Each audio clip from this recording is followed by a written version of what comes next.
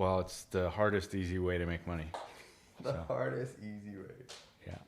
I thought that was prostitution, sir. Okay, but I'm not a good-looking woman, so I'm not even a good-looking dude. You're very handsome. You stop it, sir. So Something like that? Yeah, if you can get it up. Yeah, I almost like let it touch my lips every now and then, just so. Okay, from reminded. Years of gigs, I don't do that. I know, dude. At least it doesn't smell like beer. Exactly. That's right. When they were talking about like COVID and all that, and I'm just like, dude, if you've done any sort of open mics, if you've been a musician, I'm pretty sure you're immune to most of Yeah. what's coming down the pipe, man. Like we were jamming on Saturday, and I was like, I just went to open my mouth to sing, I'm like, oh, Ooh. whoever was using this mic You just got to was whiff. spitting all over it and drinking heavily. One and the same. All right. Well, guys, thank you for tuning in to this one time. We're recording. We're live, baby. We're live. Today, my guest is Yod Paul. Thank you. I know Yod from our line of work. He is a instructor, guitar instructor, bass instructor, ukulele, stringed instrument. He's a string phenom. You're a guitarist. You've been in rock bands. I'm just learning. A lot of bands. Yeah. I'm just learning that you're also doing some day trading and have plans to retire on that. Yeah. So, it's hard to retire on a teacher's salary. Yes. Yeah, you're molding young minds, as John Palmer would say. Yeah. You'd be in there and be like, I'm supposed to be molding young minds right now. I like that guy. Yeah, he's cool. He's correct, though. And I do enjoy the job a lot. So even if I made a lot of money, I'd still be teaching. Yeah. So. When did you start teaching? Maybe 10 years ago. Okay. And I shouldn't have waited so long. Yeah. Because I was nervous about doing it. Yeah. Just not enough confidence because I'm self-taught on guitar. Right? Yes. But I have classical violin from 8 to 14. So I knew all this music theory that I didn't know I knew. Oh, gotcha. Right? Or so, that would translate over in a sense. Yeah. So I taught myself everything on guitar. And when it was time to give my first guitar lesson, I was nervous because I was like, well, I don't know how to do this. I don't know how to do this. I can play it. You have the ear for it. Yeah. Are you one of those guys that I can just show you a riff and you're just like, okay. Yeah, pretty much. One of my favorite things to do is when I'm on stage with people, if I sit in with a band and another guitar player plays a riff, I'll play it back to him. And then after it takes one or two times, and then he'll look at me. I did that with Mikey Lander. Okay, we were up on with Chocolate Fountain, and he's playing these riffs, and I'm playing it back. And after a couple of times, he looks at me. He's like, "Oh, you're doing that." So almost like that callback. Yeah, that blues callback. It's it's a trip, I think, for people to hear themselves get played back right away. Yeah, for sure. But I love to do that. I love walking into a jam session cold, or a studio session cold. Yeah, and coming up with something in the first one or two tries. It's I not only is it a personal challenge, it's a lot of fun. Yeah. And I feel very comfortable doing that. And do you think you can muddy it and where you give it too many tries, you're like, I really got to nail it. I got to do this, I got to do that. Versus just let it come fresh. My favorite is the one or two takes. Yeah. The first couple, give me one or two run throughs and then one or two takes. And then that's my favorite. But it's not to say that I haven't had a 28 take guitar solo track before. How does that? At what point I just kept messing up. And luckily the engineer and the band was patient enough. Yeah. And I ended up getting it at the end. But for whatever reason, there's only been a couple times where it's not, I just keep messing up. Yeah. Right? And it's a mental game at that point. I already know what to do. Your hands know what to do. There's just something gets in your head every once in a while, Kind of what maybe held you back from teaching, right? Because a lot of times, maybe people would expect that, you have to have certain credentials or certificates, right? Maybe, but I don't think so. Because the performing part, I've been comfortable with for a very long time. Mm-hmm. And now, 10 years into teaching, I'm very comfortable teaching. Nice. I have no problem. It was just that first few months, where I was like, I'm not sure if I can do this. But, yeah. But it turns out all the stuff that I learned on violin, all the music theory, and I could still, it was a little slow in the beginning, but I can still read music. Mm-hmm. It's kind of like riding a bike that's a guitar. Yeah. And A guitar bike. so when guitar bike, you got to invent that. I will. Was there like some breakthrough moments where you figured something out that you had been struggling with by trying to show somebody else? Yeah. A lot of that, like in songwriting mostly, in songwriting, when you're teaching people the music theory that why a song is good, or how to put the pieces of the music theories, because music theory is like this puzzle of a bunch of different things that work. Yeah. And then what your challenge is to take those pieces and make something out of them. Yeah. So like a complete picture out of them, like a song or a movement in a classical piece or whatever. But like a pop song has these elements that make it successful, right? It's got to have the hook. It's got to have these changes. And they can be any number of different style of things. But if you put them together in just the right way, it's like magic. And you have this $1 million song, you know? And like I've written a lot of $100 songs, but over the years I've written some $1 million songs. It's just it's kind of like the lottery at that point where the right person's got to hear it, or that's right, or whatever. Yeah, it's got to hit at the right time too, because you come across like certain artists and you're like listening to their work and you're like, how are these guys not any bigger than they were? And it's totally, yeah. And I've found a bunch of people like that over the years, or I've never met them, but I love to listen to their music. Yeah. You're just like, what the hell, dude? Yeah. Why wasn't this band never big? Yeah. The biggest ones. So, so you started on violin, classically trained. What's the first inclination that made you grab a guitar? I was visiting my dad for the summer, and I was 14 years old, and his roommate played guitar, and he showed me like 3 chords. That's all you need. That's all you need. And so for the month I was there, I just jammed with him and played guitar and learned a couple songs. And then I got back and living with my mom, and I was like, pulled her guitar out of the closet. I was just messing around with it, and she's like, "When did you learn how to play guitar?" Yeah. So she borrowed a guitar and an amp for a year, and I just got obsessed with it. I never touched a violin again after that. Dang. And what was this? A sayonara violin? Damn, dude. Yeah, I was like, this is it. I'm done. And was that you lived in Hawaii for some time, right? I grew up there. Yeah. So was that in Hawaii where you were picking that up? Yeah. And so which is why you also instruct ukulele, I would assume, or ukulele just happened to come later? Ukulele they teach you in 4th grade. Oh, gotcha. Okay, so that's like the recorder here. Yeah, well, they'll teach you recorder and ukulele in Hawaii. Oh, gotcha. Okay. So, whatchamacallit, like, I just always remembered. So I could always just walk into like a thrift store and there's a uke, could pick it up and tune it, play some stuff. I like always remembered it. Well, it's also tuned like a violin, right? No, it's tuned like the last 4 strings of a guitar. Guitar with the high G. Yeah, that's right. But it's like over the years, I never forgot like those basics. You know, I had to, when I started teaching ukulele, I had to like rememorize some of the other chords, but like C, G, F, all that stuff was still there, and how to strum it, play it, tune it. So, damn. Did you do a lot of surfing? Yes. You had to, right? Yes, that's about the only thing to do. So I was surfing, mountain biking. Wow, the trails are beautiful, right? Yeah, I would spend all day up in the mountains. I'd get up before the sun and go surf, and then we'd ride bikes up into the mountains, and I'd spend all day up there. Yeah. Until like 3-4 in the afternoon, come down and eat, like just shovel food into my mouth, and then refuel. Yeah, and then maybe surf again, but probably go to work usually. Yeah. But if the surf was good, I'd call out. Everybody does. Everybody. It's like the bosses are out where's everybody? there. Oh, surf's up, bro. Oh, damn, the waves are good, guys. So we better close up shop. They're probably waiting for the waves to hit good too, right? They are. What was one of your first jobs? I was 11 and I was doing inventory for my dad at his shop. Oh, gotcha. Okay, so, I was 11. Holy shit! Child labor. Yeah. Is it child labor if it's family? Yeah, right. Yes, they're very lax about that family business. That's the loophole. Yeah, but I don't mind. I learned a lot there.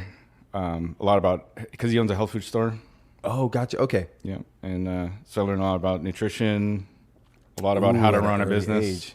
Hell yeah, man! Those are great lessons to learn at that age. Mm-hmm. And at that point, they're almost solidified and they're really instilled when you're at a young age, but then seeing it work and being implemented. Yeah. But that education, like before I started teaching guitar, I just had all kinds of weird, every job from construction to an office to like, I worked a lot at health food stores because I could always get a job at a health food store. Yeah. Damn, that makes sense. I need to jump into that. I need to get a little bit more, well-versed in that. I try to be, but man. It's just, I was lucky. What can I say? Yeah. And my stepmom's a naturopathic doctor, so. Nice. Is she still practicing? Yeah. Yeah. Whereabouts? In Hawaii. Yeah, they all live in Hawaii. Oh, gotcha. Okay. So are you out in Arizona on your own essentially at this point? Yeah, I moved out here to finish school. Uh-huh. But one of the bands I was in started taking off emergence. Yeah. And so I was like, well, fuck school. This is what I wanted to do anyway. Yeah. School was like something to fall back on. Uh-huh. Uh-huh. Trying to be an engineer. Yeah. And the math got real heavy, which like, it's cool. I'm not the best mathematician, but I could kind of hang. I had to work at it a lot, but I could hang. But yeah, once the band was starting to take off, we were selling out Crescent and stuff. I was just like, okay, yeah, no more school. Yeah, you got to send it. You got to strike while the iron's hot. Yeah, exactly. Damn. So, but it all worked out because even though that band didn't end up getting anywhere huge or anything, it was like it just got me back into music. Yeah, which is where I wanted to be always. Anyway. Gotcha. So you were going kind of back and forth between the health side of things, the engineering, and music. Yeah. Yeah. Yeah. Well, the engineering was just because music's hard, emotionally speaking. Like you have a lot to deal with a lot of disappointment. Yeah. And for like 20 years, it was a lot of disappointment. So I was just like, kind of, forget this. I'll go back to school. Damn. What was one of like the roughest ones that? I just bombed a studio session. Yeah. And I walked out of there and I'm like, I can't do this again. I don't want to feel this way again. Which like, I've also had great studio. Like I said, I'm very comfortable. Yeah. So that was really like threw me for a loop. Oh, gotcha. And it was like, I didn't understand what was going on. And again, looking back on it, that was a mental game also, Yeah. It's like set and perform, nail it, like. Yeah, which most 99% of the time I do. But there was that time and the time right before that. What do you think you attributed that to? Just was it personal stuff or just your head was out of it? A little bit of both. Yeah, a little bit of personal stuff, but also relationship stuff was going on at the time, and I had been in LA for 11 years and not really getting anywhere. Okay. Yeah. I was like, I think I need a change. Los Angeles is hard. There's not a lot of, and I have really good friends still there, and they do it. I just kind of lost heart. That's all. Yeah. That can be quickly demoralizing because you go to the big city. You're like, this is LA. This is gonna happen. And then next thing you know, you're 5-6 years in, and you're like, where? And I got work, but I didn't get enough to survive, so I always had another job. Yeah. Day job. And it wears on you. Yeah, for sure. And by the time I was like 32, I'm just like, I'm getting old. Yeah, man. And now I'm like 50. And I actually physically I feel just as good as I did back then, but mentally I'm in a much better place now. Oh, that's good. Yeah. That's good. What do you attribute that to? Did you just like being comfortable with what the universe gives to you. You know what I mean? And not always wishing I had more. Wishing and fighting it. And plus I'm a father now. And so that's that's a big difference. Yeah. Yeah. She's 11. Hey, okay. Belizeia. Right. Belizeia? Nice. Shout out to Belizeia. Man, have you as a father, man, that'd be cool, man. Rockstar, engineer, surfer, you had a history there. What is she taking like music as well, or is she kind of like just... Well, I taught her ukulele and I've been teaching her drums. She really likes the drums. Yeah. But she's got choir and trumpet in school, so she's doing really well. She's an honor choir, so... Gotcha. Heck yeah. So once you found out you're going to be a father, you're like, I got to really focus this in? Well, I can't not be a musician. Yeah, for sure. You know what I mean? So it's like, it's like that. Yeah. Instead of going, I don't go out anymore unless I have a gig. Yeah. So You're not doing much of the hang anymore. Nope. Yeah. It's just not, doesn't interest me. Yeah, If I'm going to hang, I'm going to hang with my daughter. Yeah, cool. So nobody can fault you for that, man. Yeah. So you mentioned you were in a bunch of bands, man. I mean, at the height, how many bands were you in at once? At once? I've juggled 3 projects before at the same time. Yeah. Dang. And then had all 3 of them play the same show at Really? the same night. Yeah. Dude, what talk about overtime. It's like Stan from Woodworks. He used to do that a lot more. But his own wedding, he played in 3 of the bands at his wedding. Of course, man. Stan is a beast. Stan is one of those guys I fell in love with. I remember it was just a weekend of shows. I think I went to 2 different shows that he was on and killed it. Yeah. Killed it. And then I'm just like, here I am, just like you. I see you guys day in and day out come in, and you're living, breathing your instrument, and then in the evening you're performing it for the people. And I was just like, because you come in and you're teaching it to others, so you're passing on your knowledge, your enthusiasm to that, and then you're still out performing and providing that for everybody out trying to have a good time. Yeah, Stan is definitely the best drummer I've played with, and I've been lucky to play with a lot of really good drummers. Yeah, but there's like 3 that stand out. It's Jason from Mergence, and then one of those guys, Matt from like L.A. from years and years and years ago. He was like a human metronome, and then Stan. And Stan is like the conglomeration of feel, aggression, and musicality. It's all balanced super well. Yeah. And what a brain on him too. He does like a bunch of the video editing for the band and merch stuff. Like, yeah, drummers. Drummers get a lot of flack, but like a lot of the most intelligent people I've worked with throughout the years have been drummers. Yeah, I find that drummers and bassists make the best like producers. Yeah, because that's what you got to feel in the track, right? Right from if the foundation isn't right, then a lot of it can fall apart. So. Have you played bass in a band? I mean, I have, but it's not. So I know much better bassists. Yeah. So I'll fill in. But if I was going to ever start a band, I would hire any of the number of people I know who are really good at bass. Yeah, for sure. Do you have any projects on the horizon that nobody knows about you want to drop on this podcast? Oh. Well, I don't know. I don't have anything specific, but I do have a lot of music written that needs to come out. So trying to put together a team. Yeah. So in your mind, you have the melody and the rhythm. I got pages of songs, man. And lyrics? Lyrics, so hard for everything. Yeah. So like 1 year I wrote 41 songs. Holy shit. And only one of them was bad. Yeah. So 40 good songs. Like I said, I write a lot of $100 songs. Uh-huh. That year, for some reason, they were like $1,000 and up songs. Yeah. They were really good. And a lot of like catchy stuff like Nirvana style, but doesn't sound like Nirvana. I don't know. Gotcha. And I recorded an EP with the band at the time, Fu. F-U. And it was like this cool, like quirky, poppy, punky sound. Yeah. Of stuff that I used to like to listen to in the 90s. Uh-huh. Yeah, because everybody's taste is just so wide, man. You think an artist is like, oh, you're just into whatever you're on stage playing, and it's like, no. And then I have a whole record written of this story.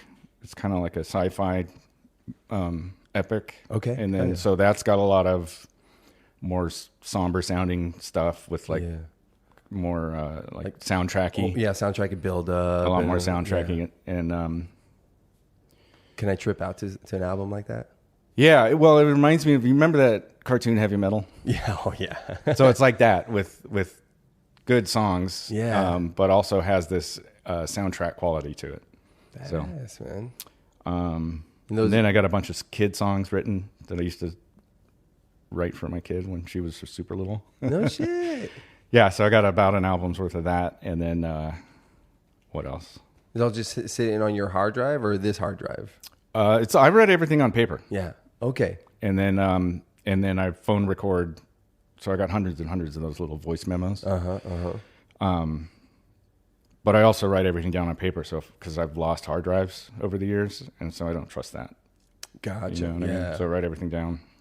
Solar flare's coming, man. We'll wipe it all out. I know. Anyways. You think you're joking, but you're not. No, it's coming. I agree. You got your Gauss cage, or what is it? No, I'm ill prepared.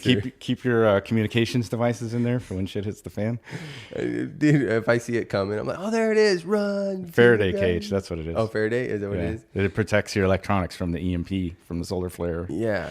No, it's definitely, we are relying on technology to that extent to where we will be crippled once it happens. There's a YouTube channel called Suspicious Observers. Uh-huh. I've been watching him for over 10 years, and he is spot on about the sun. He's written a textbook called The Weatherman's Guide to the Sun, and it's all about how the sun drives everything on the earth, including earthquakes, climate change, storms. Yeah. Because you'd imagine like that it has influence on our magnetosphere, which has influence on our plate tectonics. It does. And the amount of energy coming into the earth, because the amount of energy the sun sends our way dwarfs anything that we do. Completely dwarfs it.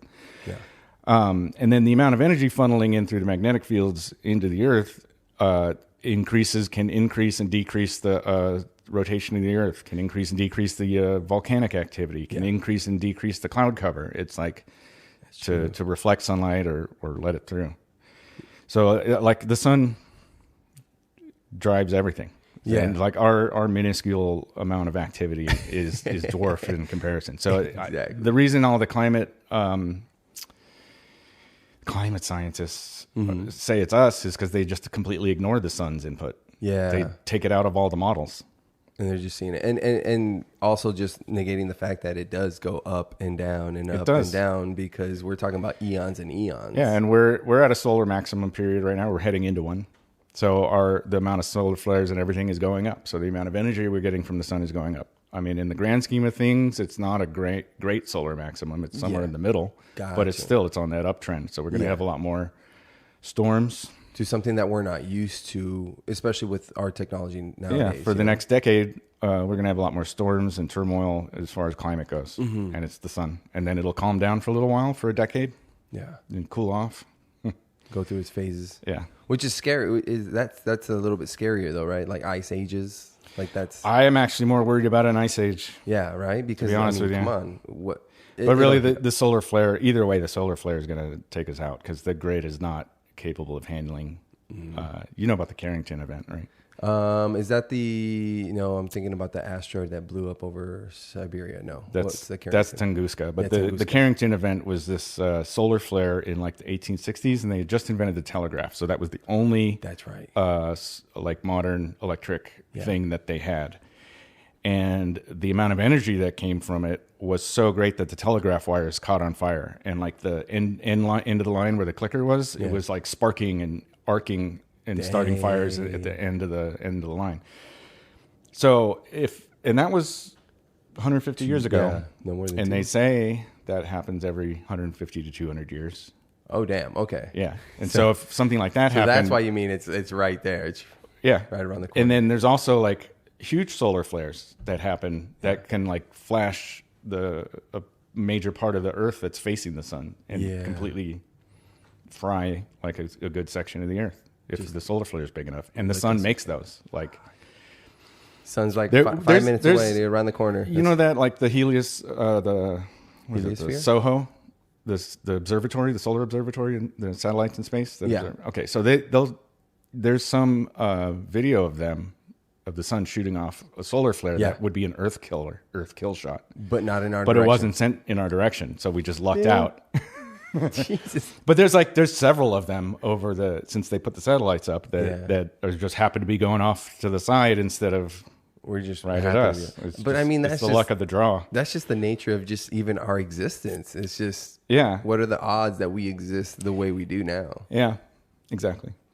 But we're still here. It's all happened before. Yes. Right, and we're all still here. Humans are still here. So I mean, we're not going to go extinct, but how many times? But it's going to get rough. It's going to get rough. Yeah, it will.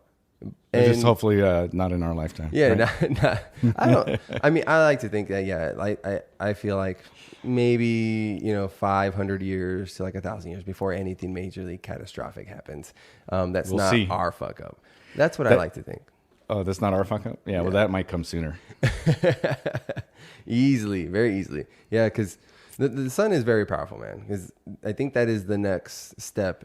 You've heard of the Fermi paradox? Yeah. So I think that's the next stage is when we're able to actually harness the power of our home star. Then we wouldn't need get to what is it, a level 2 civilization? Mm-hmm. So either we're approaching the barrier and we might not make it, or we just crossed over to the point where we'll figure that out. Well, I think they have all of those hidden technologies already in black projects tied up in the government. And you think that's so they can I've monetize honestly, it? What's that? So they can monetize it and use it for... I don't know what they got planned because I'm not invited to that party. Damn it. You got kicked out already? None of us are invited to that party. That's the problem. But like I've thought sometimes that maybe those black projects have gotten to the point where that they've already have anti-gravity and they've already gone out into space and like there's already a breakaway civilization. Oh, that's already in route. Yeah. And they're going to be like, by the way, guys. In the last 100 years. So when the Earth gets fried by the solar flare, they're all going to be sitting out there in a spaceship going, ha ha, suckers. You know what I mean? Yeah. I don't know. Maybe it could be. It's not unrealistic. Yeah, to keep that hidden and then to see if it's successful, then be like, hey guys, we were working on this. We had to keep it under wraps, but we're good. No, they're never going to tell us. We learned. There's no way they're ever going to tell us. So what is it called? The Adam and Eve Project or something? Eden? What do you think they're calling it? Oh, I don't know. That's some good names, I'm sure. I don't know. But all those triangle UFOs, I'm pretty sure are ours because our government loves to make triangle things. Oh, yeah? We're talking about Illuminati? Exactly. Yeah. A triangle is one of the most powerful, is it still called? No, it's not called. A pyramid. Yeah. Pyramid would be one of the most powerful figures. Yeah, but for some reason, like our engineers like to make like flying wings, triangle shape, and like look at our planes. Mm-hmm. The bomber, U-2 bomber, and all that stuff. Oh yeah, for stealth and all. I mean, I guess you have to base it a lot on like falconry. I mean, they kind of put themselves in that position. Yeah, sure, but they straight go for the triangles though.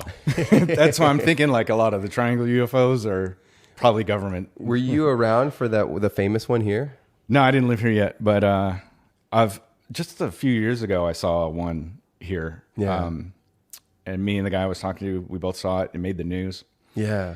And it looked like one of those like falling stars with sparks coming out of it, and then it stopped and kind of hovered around. Honestly, it looked like skydivers, right? With flares on their ankles. Yeah. Wait, I saw one like 2 years ago. Yeah, I think that's the same one we're talking about. Actually, mine was maybe like 5 years ago. Yeah. Okay. But the thing was, I would have thought it was skydivers. Yeah, yeah. Because that's what it looked like. Except the Blackhawks came out, and for 2 hours they patrolled back and forth in that same area. So I was like, well, shit.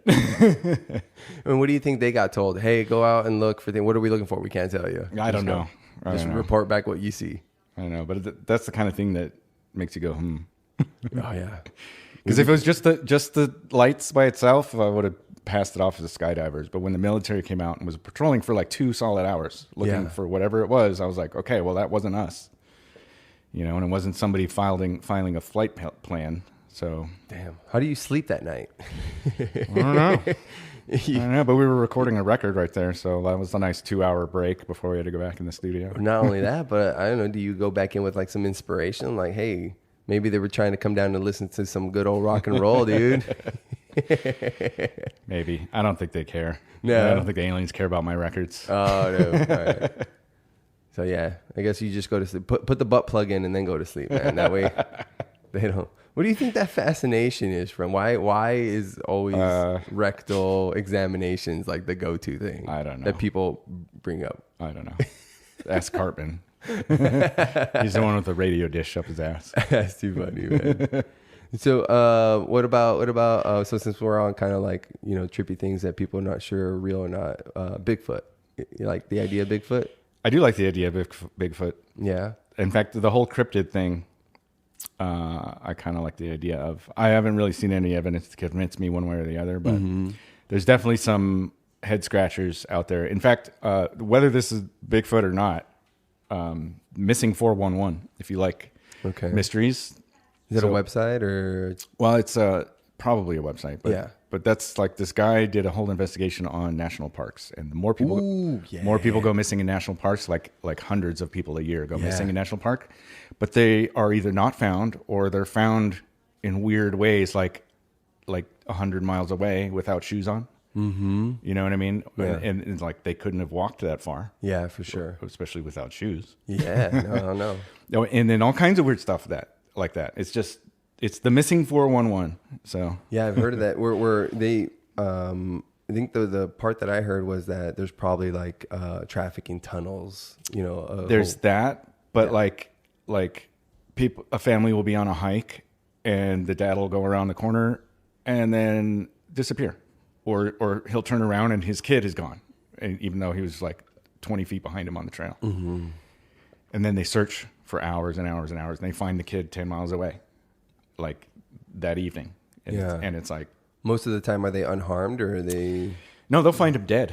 Oh, shit, dude. God damn. And that's what I'm saying. It's really messed up and weird. It's like Skinwalker kind of stuff. Oh, right? Skinwalker, dude. Don't give me chills right now, man. Yeah, or it's the reptilians who live on the caves under the national parks. Now, reptilians, for whatever reason, don't give me the chills. I'm not too worried about them. Skinwalker type shit. Because you ever seen a lizard with thumbs? Like, they don't exist. So I'm not too worried about the... In order to really like be a menace, you have to have thumbs. Yeah. Otherwise, how are you going to manipulate anything in your universe to like make weapons and spaceships and stuff? I get it. So do you think a major sign of intelligence, unless you're aquatic, because I mean, there's octopus and dolphins, right? And sure, but they're never going to take over the world because they don't have thumbs. Yeah, that's true. They don't have thumbs, man. Get it together, guys. 2 thumbs up. Every villain. I'm stoked on when AI finally figures out how to talk to dolphins, because they're working on it. And they're making progress, and it's a trip. Like, dolphins have their own language, we just don't know what it is. Yeah. But if we can get AI to decipher it, I mean, that's going to be a trip. What do you think? I mean, we're poised to learn from it. I don't know. I have no idea, man. Maybe they are like way more intelligent than us, and they just don't have thumbs. Yeah, right. You know, it's like maybe they're not. Maybe they're just like a bunch of dolphin gangs running around wreaking havoc on sharks and be like, fuck you, shark. Mm-hmm. Yeah, they're gangster for that, for sure. Oh, I'm excited for that. AI, there's so much potential for good and bad, obviously. I mean, there's just always going to be people that, you know, like you said, like there's people hoarding that technology. I'm like, well, is that to maintain power and money and status? Of course. That, you know, there's always going to be that. It's part of human nature. Yeah. How are you implementing AI in your day-to-day life? Well, I had ChatGPT write me 12 guitar lesson scripts for Get out. Hell yeah. And I was reading through, I'm like, this actually isn't bad. Yeah. I could probably just use this and make a 12 guitar lesson series. Right? Yeah. Because then you can retort or reply with like, okay, but correct this or do that. Or I'll just make the corrections. Right? But like, it literally in a minute and a half spat out 12 complete episodes on all the things that I would have made a bullet list to write an episode for, a lesson for. And it totally did it. And I was like, all right. Okay. Save. Here we go. Yeah, right.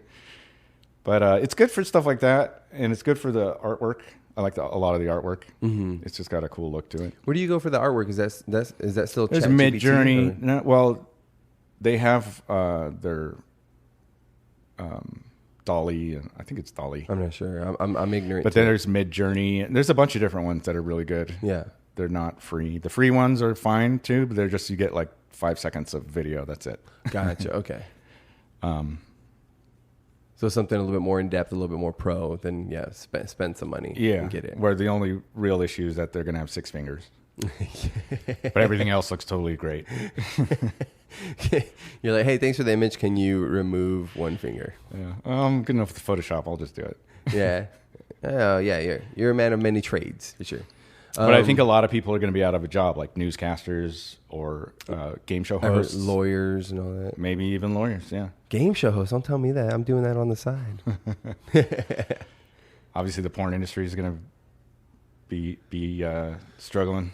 It would, right? Well, I guess you still need... Which is probably good for people's mental health, if they not do that. But what else are they going to do? It is. Tell me, I feel, no matter how many times I'm just like, oh yeah, it's been a while. I just, you bang one out, and I'm just like, I never feel good afterwards. I'm just like, why? I haven't watched it in years, And my hat's off to you too. Yeah. Well, being in a good relationship helps a lot. Yeah, it does. It really does. And then that's where like the extra guilt comes from, where it's like I didn't really need that. Like, why did I like? It's almost like how I feel with like snacking. I mean, you worked in the health food store. I'm trying to be healthy, and it's just like, So like, why did I go for that snack? I don't snack. What are you on right now? I mean, are you doing like OMAD? I actually just lost 50 pounds because the pandemic got me. Yeah, right. And I got up to like 250. I'm like, ooh. My pants wouldn't button. Can you tell me what you use, like 6'1", 6'2"? 6'1". Yeah. And my pants wouldn't button, and Diane's like, why don't we go get you some extra larges? I'm like, no, hell no. That's what it takes. I will not give in. Yeah. But that was the straw that I was like, all right, fine. And all I did was intermittent fasting, and I eat a high fat, high protein breakfast every day. Are you doing 16/8? Or 12/12? 12/12. 12/12. Actually, it's 14/10. Gotcha. Okay. So 14 fasted, 10. Yeah, 14 overnight, and then 10. I won't eat until I get home after work at like 8:39. Nice. And so you do high fat, and then I eat at like 8 o'clock the next morning. Gotcha.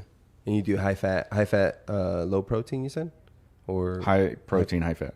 High protein, high fat. Yeah. So bacon, egg, sausage. Yeah. Steak and eggs. Hamburger. I had a double cheeseburger for breakfast. Right. With the bun. No bun. No bun. Or I'll make a cheeseburger salad. Cheeseburger salad. If I want a little more fiber. I have a garden, so like I'll just pull out whatever out of the garden. What's the key with gardening in Arizona, man? Because, dude, anytime I try to do anything, in the summer, a lot of people use sunshades, but like I'm too lazy. Yeah. So I just let whatever's going to get cooked by the sun get cooked by the sun. Gotcha, and in the winter, I also let whatever's going to get frostbit get frostbit because I'm way too lazy. That's your offering to the earth. That's what you're doing. And I'll just compost it. So like this last winter, like 75% of everything got killed off. Oh shit! In one night during a frost. So I just shoveled it all up into a pile and composted that, and then Well, I guess that would make your compost more nutritious too, right? For the your next plant. I compost pretty much all of our food waste. Yeah. Most of our paper and cardboard and stuff like that, you can compost all that. Yeah. And now that they use like soy-based inks for most things, instead of petroleum-based inks, it's like fine. It composts really well. Nice. So newspapers, if you still read those. Yeah. But like even the corn peanuts, the corn starch peanuts, you can compost those. So you don't have to throw them in the trash. Yeah. So like I kind of set up this grid where when I start a section of garden and then I start a section of compost.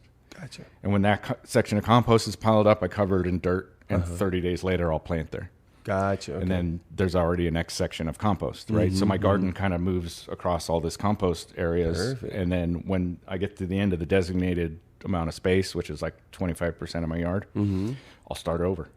And I start composting there. And 30 days later, I'll move it over. So I'll have these few strips going all the time. Dude, you have to give me a lesson on that. And I put it right in the ground because I don't want to deal with boxes, potting soil. Like I don't want to deal with any of that. And I don't want to deal with a compost turner. So I just dig a hole, put all the waste in there for a month. Oh, that's beautiful. Bury it for a month, and then you're ready to plant. That's beautiful. Yeah, we got it's all paved back there, so I'd have to figure out some boxes and whatnot. But boxes are cool too. I just didn't want to spend the money in for sure. And then you're dealing with all the same problems anyway, as far as like pests and Bermuda grass and weeds. Gotcha. What vegetables or fruits survive best in your backyard? The things that I don't have to do anything to are onions, peppers, right? Bell peppers, jalapeno peppers. The bell peppers are a little finicky, but the jalapenos and all the spicy stuff, it grows fine. I never have to do anything to it. I just water it. Potatoes I have forever potatoes because I'll dig up a bunch of potatoes, and the ones that you miss, they just make more potatoes. So like a lot of the potatoes are just regenerating on their own. The onions, they like leave their seeds, and I haven't planted onions in like 2 years, but I always have onions. Damn. These are yellow, white, red. Like the green onions. Oh, gotcha. Yeah. Oh, gotcha. Those yellow, white ones, if I want, then I'll just plant those. I buy like seeds off of Amazon, like heirloom seeds, organic stuff. Oh, good. Is it? I found out. I didn't know that, but the library has a seed library too. You can check out stuff. They do. I just haven't been there. Yeah, I've gotten compost from the city. Really? And it wasn't bad, but I noticed there was a bunch of little plastic pieces in it. Yeah. So I only did. They don't do the best. Yeah, I only did that once. Mm-hmm. What got you in that? Is that some of the training you received like at a young age as well, or no? Yeah. I want to be able to. I guess it is kind of tied to that because reading ingredients labels, right, and then all the chemicals that they use for conventional farming. So many. My dad's a organic farm inspector. Gotcha. In addition to the health food store and all this other stuff. And so he would see just like people just trying to take the easy route as far as like putting pesticides on everything. Well, yeah. So he's big into organic. He thinks everything should be organic. He's testified before congressional committees to make sure they put in laws protecting organic, so that you can't and they've eroded it over the years. Even something labeled organic can still have GMOs in it. Yeah, just a sticker. Right. Or, it can even have other stuff that's not supposed to be in it now. Yeah. It's in it because they labeled it something else. Mm-hmm, mm-hmm. So you can't really even trust that 100%. I mean, it's better than just buying regular. Yeah. But it's also expensive, right? So I have this garden where I get organic lettuce, and which that also, by the way, just grows everywhere. It's like a weed. Once it gets going and it seeds, and it the seeds go everywhere, and you have lettuce everywhere all of a sudden. Carrots, same thing. But the carrots go wild after 2-3 generations, and they start getting all these fingers off of them, and they're not like carrots anymore. Interesting. Are they still edible? Or are they still Yeah, they get rooty, so they get more woody and harder to right. But the first couple of times, because the carrots that we're used to, those conical ones that Bugs Bunny eats, those are hybrids. They're not natural. Oh shit! Okay. And you can't get a natural carrot like that, right? And so it might be an organic hybrid, but it's still a hybrid. Yeah. So after a few generations, it reverts back to it's kind of like wild pigs. Wild pigs, yeah. Even though wild pigs do it overnight, in 5 years. Yeah, they'll turn back into a boar, and I think maybe even just a couple years. Yeah, the same pig. What are your go-to proteins? And are you just everything's on the table? Chicken and beef, but I eat a lot of everything's on the table. I'm not picky. Yeah, luckily. Gotcha. So I don't like the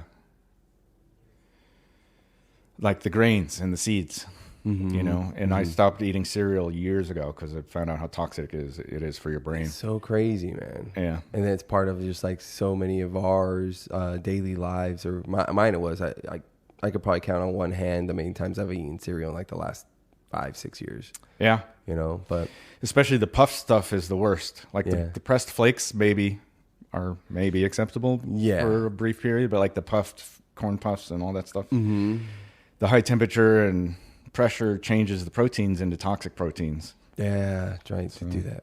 So you're talking about all the Cocoa Puffs, fruity, all the puff stuff, puffed rice. We love, Rice Krispies, Cheerios. Those are puffed. Oh yeah, those are, and they're promoted as heart healthy, dude. I know, right? Damn. But they cause inflammation. Yeah. So it's going to give you hardening arteries and higher stroke. At the end of the day, I think that's 90% of our health problems is inflammatory foods. I agree.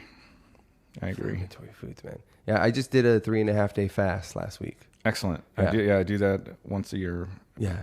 Maybe twice, but definitely once. Well, I'm stupid, so I'm doing it every 2 weeks for 3 months. So we'll see. That's not bad. Yeah, no, that's totally fine. I know people do it all Steve the time. Vai does it every 3 days out of a month. Every month he does it. Yeah, nice. Yeah, so essentially, I'm just as a test to myself, and then I'll kind of see how I feel and proceed from there. It's just during COVID, I did a challenge to do 100 push-ups a day for 100 days straight. I gotta get out on that challenge. Yeah. Well, and afterwards, that's one of the things because I wake up and I do get on the computer for the trading. Yeah. Oh, that's and then I go to work and I sit in a car or bike on the way to work, and then motorcycle, not it's definitely no exercise in my life right now. No. That's, I think, is the biggest thing that keep telling myself to get off my ass and do something every day. But we'll just set 20 minutes. Just set 20 minutes aside, right before you day trade or in between day trading. And no, I'm gonna have to do it before I do anything. Otherwise, it's like you get sucked into the computer. That's good. No, that's my schedule right now is to get up at 6:30 and then do at least 30 minutes of something, some movement, some stretching, something to get going. You see I got the weights there. I don't know why I've never done yoga in my whole life. I've been surrounded by... You've never done yoga? I've done it like twice. But like never been like practicing regularly, and you're from Hawaii. And I've been surrounded by yoga teachers growing up. You got long yoga hair. You got it all, man. I even own yoga pants. No, I don't own yoga pants, but I do have a yoga mat. Yeah, there you go.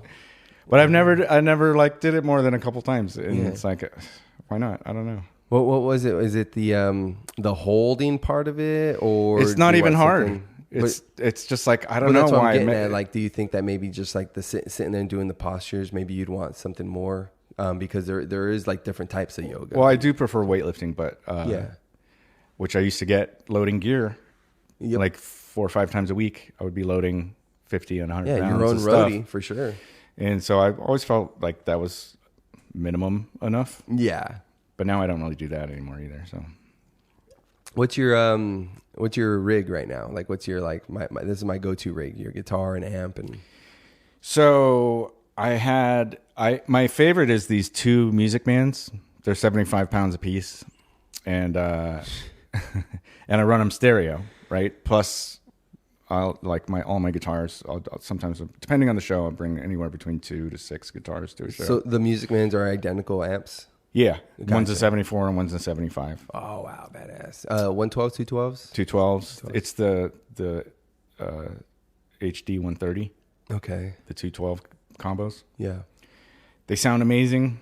They never let me down. They're super workhorses. They're like, other than somebody dropping one time, they like never break. Yeah. Heck yeah. And so are you doing the stereo setup for just more volume and more coverage, or are you like it for I have stereo effects in the pedal chain, right? And then about halfway through it breaks out into stereo, and everything after that is stereo. Mm-hmm. And then it goes off to the 2 amps. Gotcha. So I can like have one be all fuzzy and another one just be regular overdrive or clean, and send the delay to one and not the other if I want. Dude, or have it bounce back and forth, which is a real trip. Yeah. It's disorienting, to be honest with you. You never do binaural beats with the headphones? No. Oh, it's great. I guess it's a great way to meditate too. Oh, okay. But it'll send 2 different frequencies, and your brain will put them together. So it makes this rhythmic, and it tunes your brain waves. It's super awesome. You gotta send me more info on this. Okay. I need binaural beats, and there's a bunch of apps that do it, but I'll send you one. Yeah, please, man. So the delay on the 2 amps across the stages almost gives me that. If you stand in the middle, it almost gives you that kind of like just like heady feeling. Yeah. So I like it a lot. Well, shit, man. It's totally worth the extra effort to carry those fuckers. Yeah, and you get the workout, man. Yeah, exactly. That's what I'm saying. But I haven't played a lot out lately. So what I've done is scaled back everything to get on a motorcycle. Yeah. So I bought a little tiny orange, and I can strap a guitar on there and a lap steel, and I can go to a gig that way. Nice. You're doing lap steel too. I mean, first inclination would be like, okay, so you're doing some country, or are you using that in? I've done country, but I wouldn't. Yeah. I'm just probably better at country guys in Phoenix. Yeah, for sure. Before you call me. But I love blues a lot, so I'll do a lot of blues and original tunes. I'm a songwriter, so. Yeah, and you're writing on the lap steel. What's it? In fact, I think I Am Hologram just asked me to do. Hell yeah. On the night, what is it? Where is it? And what is that? Is it a 10 string that you have? No, it's just a lap steel, 6 string. Gotcha. Okay. Lap steel. Probably like an open G, open C. Open G, almost always open G. And is that you sing better in that key, or just for a lot of what you do? June 1st would be the show. June 1st? Yeah. Where at? I don't know. Hey, it's all right. Linger Longer? Yeah, you'll let me know. The Linger Longer Lounge. Linger Longer Lounge. Yeah, you should come. Yeah, I want to check it out. I haven't heard about it. So down to check you out, check out the spot. Yeah, June 1st. I do. Yep. That. Send me that binaural beats. Send me that info. All right. What was your question? I think was it the Lapsio that you sing? It's in G. Oh yeah, it's almost always in G. Because like, unless I really want an open chord to match whatever song, I just play where it is, right? And I can make major and minor changes and sevens and stuff. Oh, the beauty of knowing theory. Yeah. Well, that's the funny thing. Like, I didn't know what I knew when I was telling you I was nervous about teaching. It's like I didn't know what I knew. And then as I was teaching, I was like, oh, I know this. Or I'd be like, oh, I got to teach this tomorrow. So I'd look it up. I'm like, oh, I already know this. You know what I mean? I didn't know that it was stuck in there somewhere. Yeah.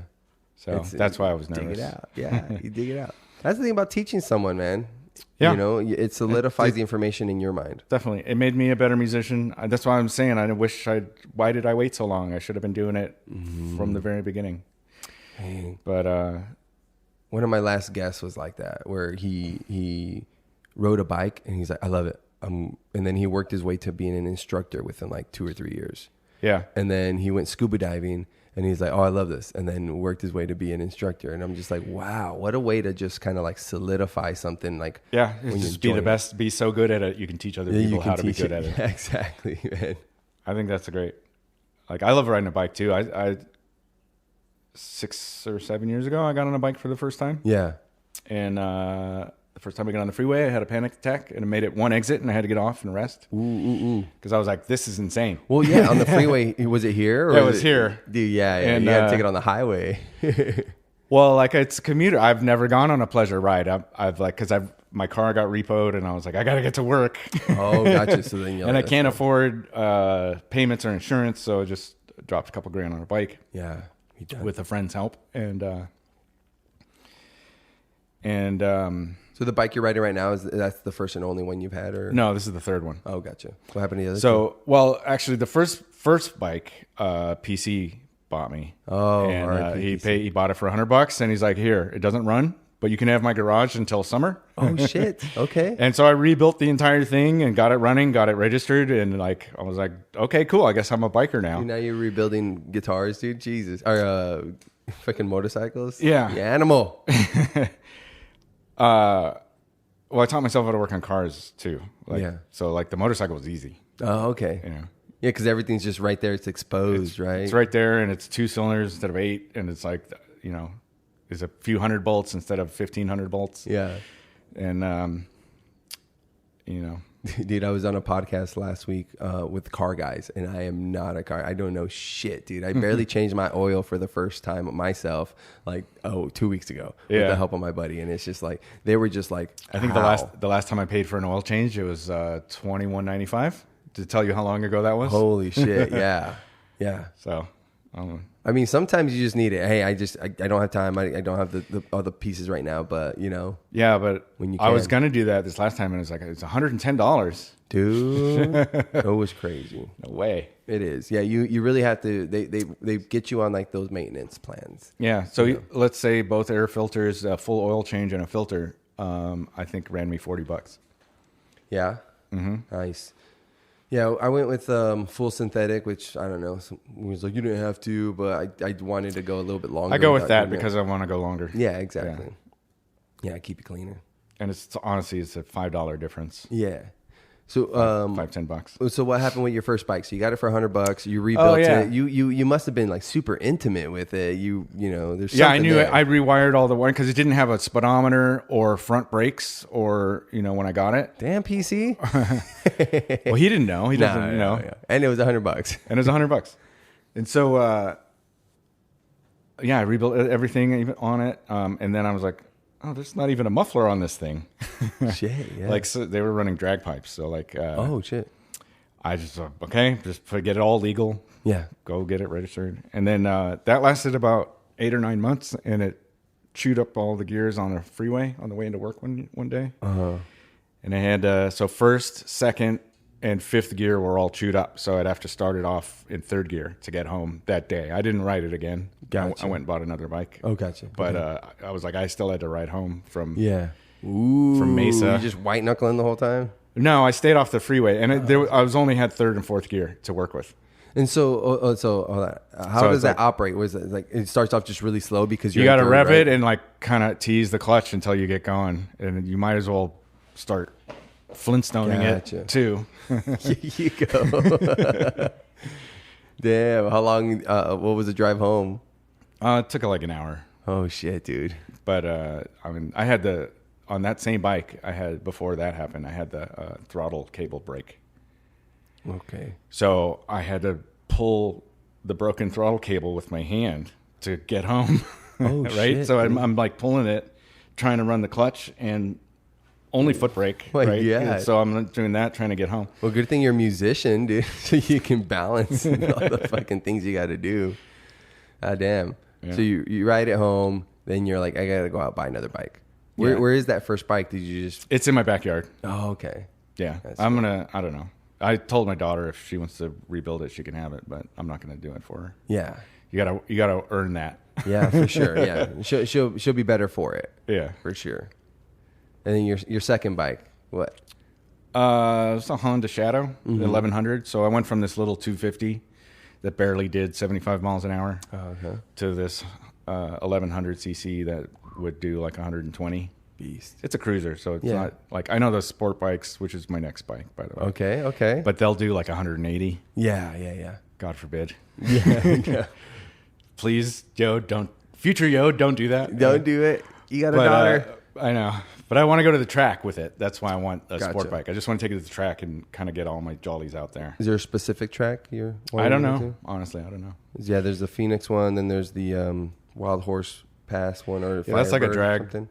That is a drag, right? One. Then there's the one off of Dead Cow Road, the road that goes from Maricopa to Gila Bend that I see a lot of sport cars on. But I don't know if there's a specific bike one. I think some of them let you mix cars and bikes, which is weird, but whatever. Yeah, just don't take it to the skate park, right? Yeah, honestly, I want to go to the track because otherwise I'll end up doing that on the street, which is stupid. Yeah, go out there, get it out where it's supposed to, where I can load up on safety gear and leathers and do it that way. How many like close calls? I know there's always close calls when you're on a bike, but like what are at least once a week somebody's pulling into my lane. Yeah. Or like I almost got hit by a mail truck. Oh shit. Coming out of a parking lot. And but luckily nothing you haven't had to lay down the bike or anything like that. No, just your normal like dropping it when I was learning. I dropped it a bunch of times. Yeah. Just learning how to deal with the weight because like it's all balance. You can't muscle that around. Yeah. No. I don't think even a big bodybuilder guy could muscle 600 pounds of motorcycle around. Yeah. Right. You got to like use the balance and the clutch and the engine to do everything. So learning that whole thing was like I didn't get my license for a year and a half because I would have failed. Oh, gotcha. But then I got a ticket, so I had to go get it. How did you get a ticket? Where they were just like, I suspect because I was doing 120 on the freeway, yeah, bro. Baby. I don't know if the guy was being nice or if he was like serious about not being able to get a tow truck and arrest me. But he's like, today's your lucky day. And I'm like, all right, thank you very much. And I did the speed limit all the way home. Yeah. Did you have your hair up? Because he might have been like, you hippie. No, it's fine. Well, you got to tie it up. Otherwise, it turns into a big fucking rat's nest in the wind. Yeah. It's all blown out. Yeah. Is that the longest you've had your hair? No. I've had it down to where I would sit on it. Oh, shit. And but this is 5 years of not cutting it. Is it better for head banging? Is that how you keep it? It would be, except my neck can't handle that anymore. Is it fused it gives me whiplash. Oh shit, man. Yeah, I don't know. Like you're supposed to be able to put your chin on your shoulder, right? Yeah. Right? And that's a sign of like a healthy spine. Oh, okay. And look, I can't really. Yeah. I can't really do that. Like guys will be able to, supposed to be able to put it back here. Really? Yeah. Ooh, dude. But you can get farther than me. I can barely touch to my shoulder. It's because I don't say no that often, man. And it's a bunch of injuries from like mountain biking and surfing and jiu-jitsu. Just all badass. Still the mountain biking, jiu-jitsu. All right, let's talk about jiu-jitsu. What, when, where, and why?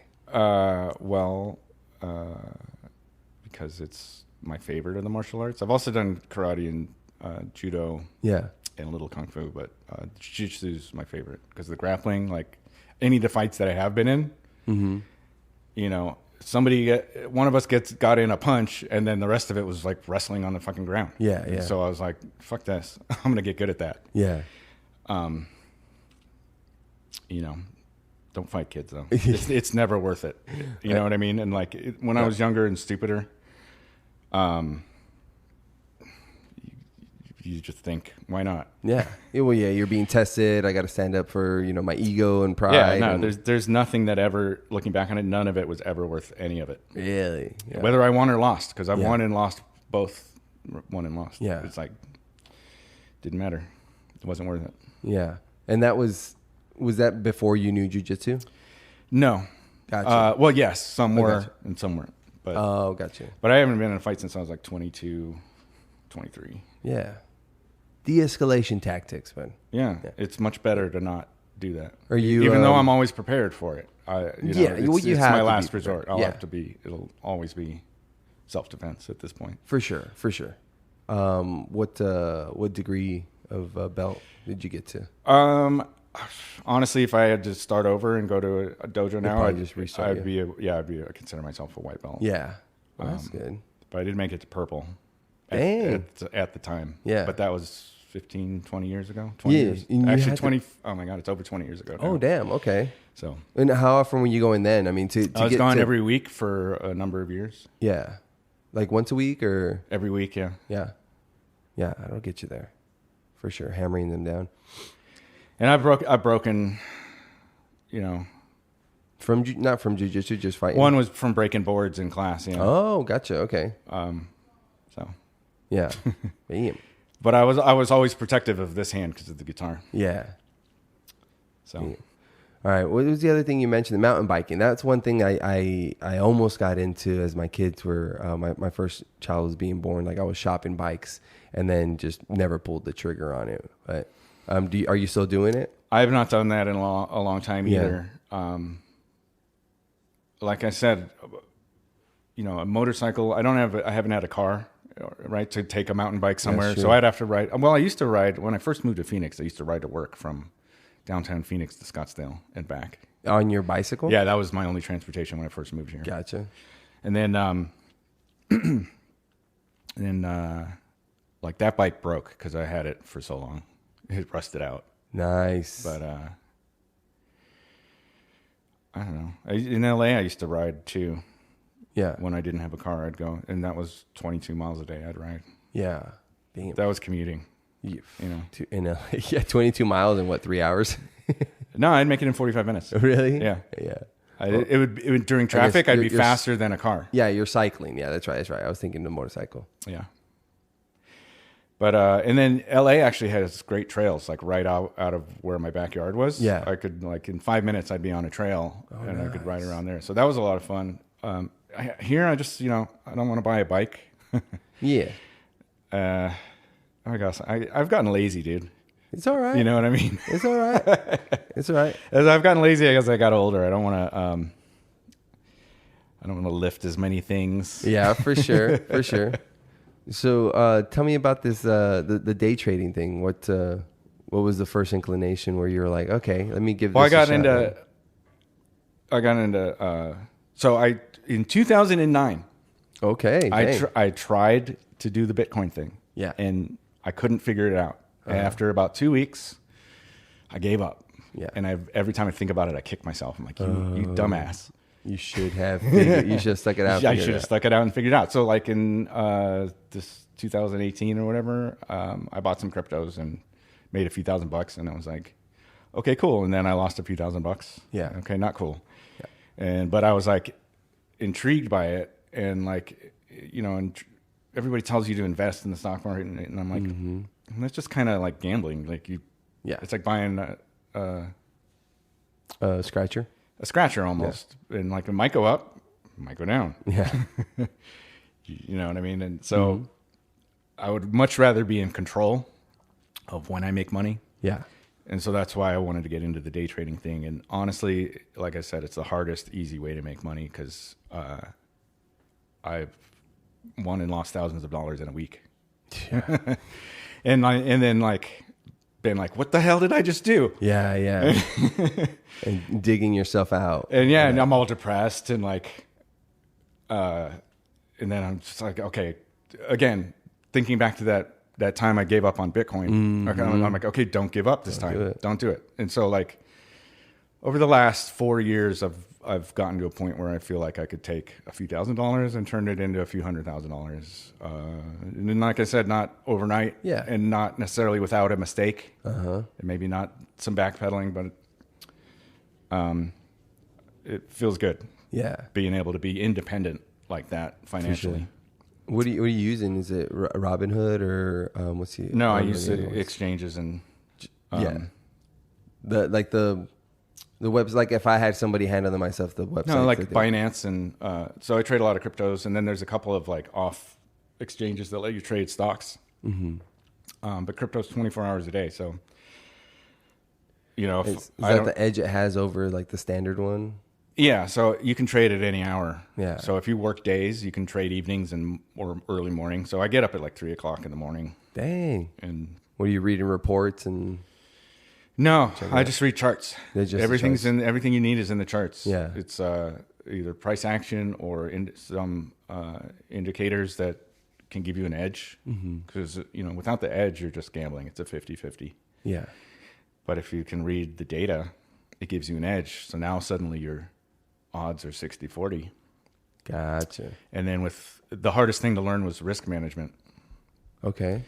So, because I would be correct a lot of times, but before it would go my way, it would go the other way, and I would get spooked. And gotcha. Like the emotional thing, like controlling your emotions and, putting your stop loss too far or moving it, so you end up losing more and more. And you're just like, wow, and then it would turn around on you. As soon as I got liquidated, it would go the direction I wanted. I was like, okay. Yeah, trusting your initial intuition. Yeah, but then not jumping in too early or not putting a stop loss in a place that I'm comfortable with the amount of money I might lose. And what's a stop loss? Like where you put something in there? Yeah, so if I enter here, but the price goes down to here before it goes up, or it might just tank, right? Yeah. So a stop loss you set wherever you want, and as soon as the price hits that, it sells your shit. Gotcha. And you only lose this much instead of the way down that much or all of it. Mm-hmm. But watching a $2,000 account go to zero in 45 minutes is just like, I do not want that to happen ever again. So, it's a lot of fun though. And when you finally figure out some type of strategy, because there's a lot of different strategies, whichever one works for you. Mm-hmm, mm-hmm. And again, no matter what it is, it's the risk management that is key. That keeps you from, because if you go to Vegas and you're like, oh, okay, I got $2,000 to have fun with in Vegas, and you put it all on black on the first one, and you lose, it's like you're out of the game. And there goes your weekend. Yeah. So what you want to do is protect your capital, and just put a little bit here, and then whatever you're winning, you can be reckless with. That's true, right? But I've developed a bunch of rules, like no more than 3 losing trades in a day. I have to walk away at that So you'll point. just call it. You'll be like, okay, I did done. it. I'll come back tomorrow. Yeah, restart. Yeah. Like I lost a lot of money trying to short NVIDIA at like it had made this huge move. Mm-hmm, mm-hmm. And in my mind, I'm like, there's no way it's going to go higher. And so I was committed to that hypothesis prematurely. Yeah. Now it's about $950. Oh, right? damn. So, but I went in heavy on a short, and my stop loss was bigger than it should have been. So I lost like $1,500 on one trade on that. Yeah.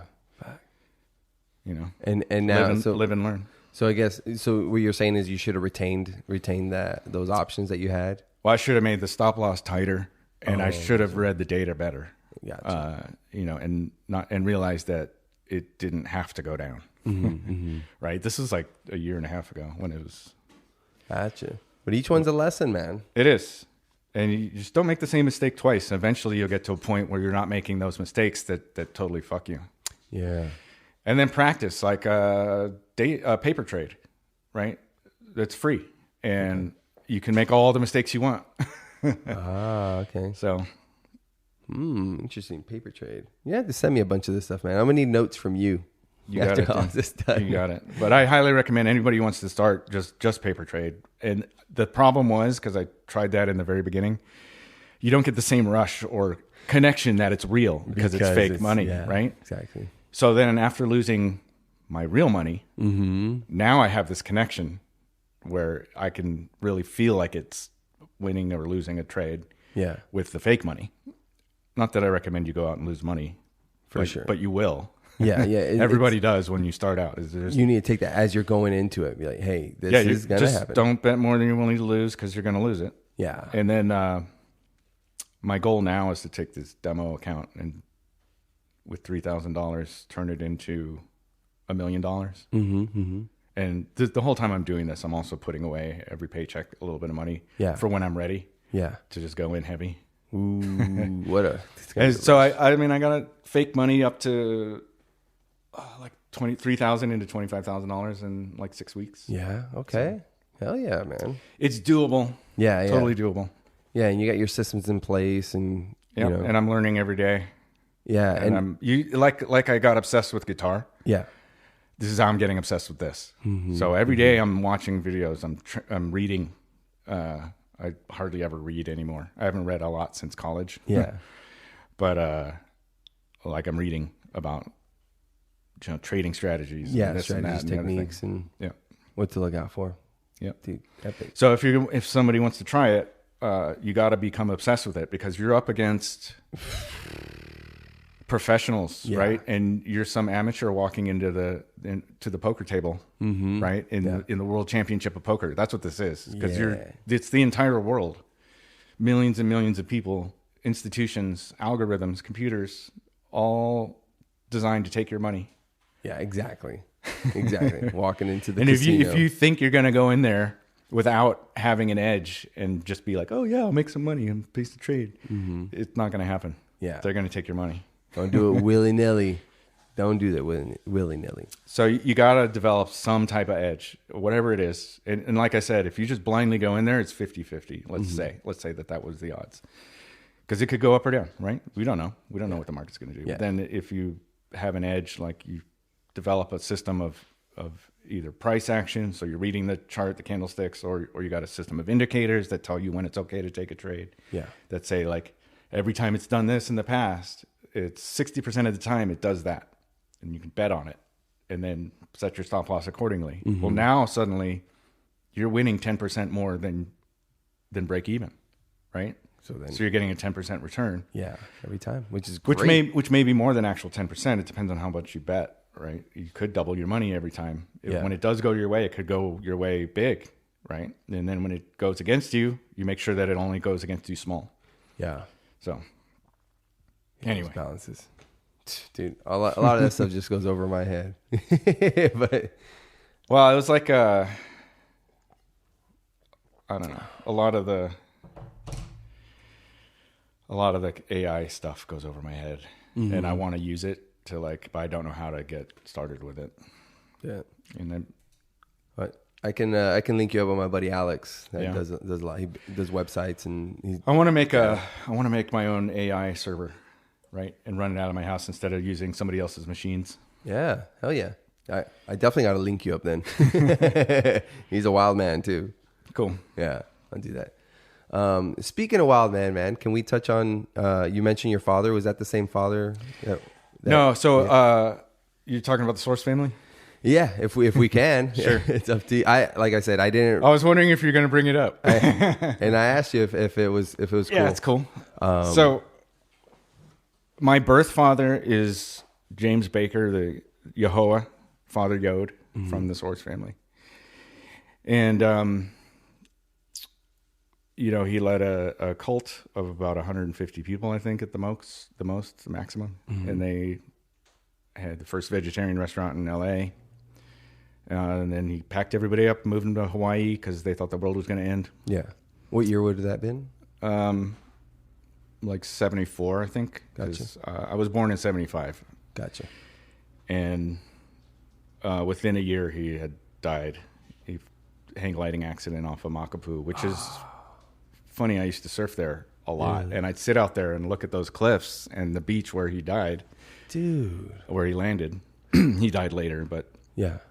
And I'd always just sit out there and think about it and like, you know, how different things would be if he hadn't have made that decision that one day changed everything. So, I mean, I grew up in the aftermath of that. Gotcha. Like I was a year old when he died, and then, whatchamacallit, everybody kind of went nuts because their whole world was shattered, right? And I think all the hippies in the commune were like, our leader's dead. What do we do? Almost nobody had the ability to think for themselves. For sure. Really, because like they were told what to do from the time they woke up to the time they went to bed. And it was like, they were like, honestly, they were like children, I think. Yeah, it was their own solar flare, right? Right, kind of. Yeah, you could look at it that way. So then suddenly everybody's on their own. And it's like, what did they do? So I can't really fault. I think everybody did the best they could, you know, and mistakes were made. Yeah. Obviously, but like, I just recently, last year, went back to Hawaii for a funeral, and a whole bunch of people were there from the Source family. And honestly, we had a good time together. Oh, wow. There's like, I still think a lot of people are stuck in that, you know, spiritual kind of cult. Yeah. Because it's a cult. It was a cult of personality, man. Gotcha. You can't not say that. It has all the hallmarks of a cult, including a leader, a blind devotion, like all that stuff. Yeah. And even my adopted dad, the guy with the health food store. Yeah. Like, it was years later, but I was like, you know, you're in a cult, right? Oh, shit. You called him out. And that was the first time it had occurred to him. And he thought about it. And he came back with, yeah, you're right. I was. And like. And how old were you bringing it to his attention? I was like 20. Yeah, okay. Or 19, I think. Yeah. But like, so 19 years later, and he still hadn't thought about it as a cult. Yeah. You know? And it's not that necessarily a cult like that is inherently bad. You know, I'm sure out of 150 people, you can't not have a couple of bad apples, which there were. For sure. But I think of all the cults in all the world, you know, this one had a good, like, objective. Gotcha. Was to make you healthy spiritually and physically. Okay. You know, they were into vegetarianism, which I'm not a fan of personally, but it worked for them. Like, yeah, and it's being mindful, though. At least it is being mindful. And meditation, physical exercise, like they all had jobs at the restaurant. Mm-hmm. You know, so it wasn't like they were sitting around getting high all day. In fact, there was almost no drugs. Okay. And if you were, if you were disobeying the drugs rules or whatever, you'd be out for 30 days. You'd go be on your own, and then you could come back. Ooh, okay. So, like you're missing. Like they had some rules like that I think were pretty good as far as trying to have a cohesive society of communal living. Mm-hmm, mm-hmm. But you know, honestly, this is one of the reasons I hate communism, because some people did like 20% of the people do 80% of the work. Yeah, you know what I mean. And a lot of people were coasting. On the hard work of everybody else. And I get that. And then like the communal property wasn't being taken care of equally. Like some people would trash it and other people would clean it. And was that in the aftermath of no, that was during, this was stories my dad would tell me. Oh, gotcha. Okay. But was there any, I mean, were they also looking at you as being, you know, his, a son named after him to be like, okay, well, maybe he can kind of come in and... so I don't remember this because I was a baby, right? But sure. I think that there was a story told me that I was put in his throne with the scepter. Yeah. Whoa. You know, like, that's what I'm saying. Like, you people are crazy. Yeah. This is definitely a cult, right? Not that they're not, you know, like I like some of them dearly. For sure. Well, they're all looking for meaning. They're all looking for a purpose. As all we are, all, right? And like, I found my meaning in music and my daughter and a lot of my friends, like being like able to try to forge a path forward in life, right? Like I found that to be a good meaning. Like I didn't need to have, like, I don't know. I guess like an outward. Maybe I did though. Maybe during like the music thing. And the outward adulation stuff that fed that type of ego. For sure. But all that kind of stuff is ego, and I've always recognized that. So I never tried to like give into it. I do enjoy playing a show for a lot of people. Yeah, it's way better than playing a show for nobody. For sure. Which I've done both, and I'll take a lot of people any day of the week. Any day of the week, for sure. But maybe that's why he did it, because he liked the energy. It has to be. Being on stage and having a few thousand people beam their energy at you, it's intense, and it's a real thing. It's a real psychic phenomena. Sure. And it's only for a moment versus, he had it, 24/7 because you're running this whole commune. For years. Yeah.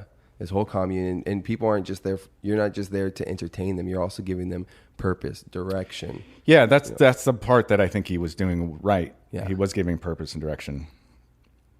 But, power, it takes, I don't think he was able to completely resist the ego trip. Mm-hmm. Right. Well, yeah, and it's like it's natural that happens to us, where it's like, okay, next thing you know, it's like, well, okay, all these people are relying on me. I must have, you just start, at first you might disbelieve it, but then after a while you're just like full sold on it yourself, because it's like, well, everybody's coming to me. Yeah. So let's go ahead. I mean, it would have been nice to be able to ask him these questions, For you know sure. what I mean? But he jumped off a cliff with a hang glider, but it didn't turn out well either way. Do we know, was it just a bad day to fly? Was it an issue with the hang glider? They think it was some wind shear, and it dropped him. The story goes it dropped like 100, 200 feet, and then the wind caught him, and they think that ruptured his spleen, but I don't think they did an autopsy. So. Yeah. But he died a couple days later. Dang. From his injuries. Gotcha. Since they didn't believe in going into the hospital. Oh, gotcha. Okay. Yeah. That's a whole other part of the story. Damn.